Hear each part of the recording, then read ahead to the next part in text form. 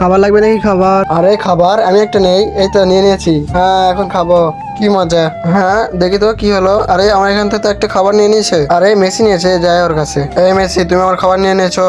আরে না, এটা আমার খাবার। দাঁড়াও তোমাকে একটু সস দেই, তাহলে খেতে ভালো লাগবে।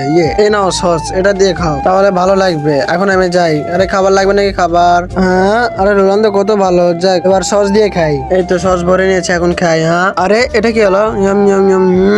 না এটা কি করলে? খুব মজা। এই নাও, শুধু কাটি দিলে। আর এটাতে তো শুধু সস ভরা আছে।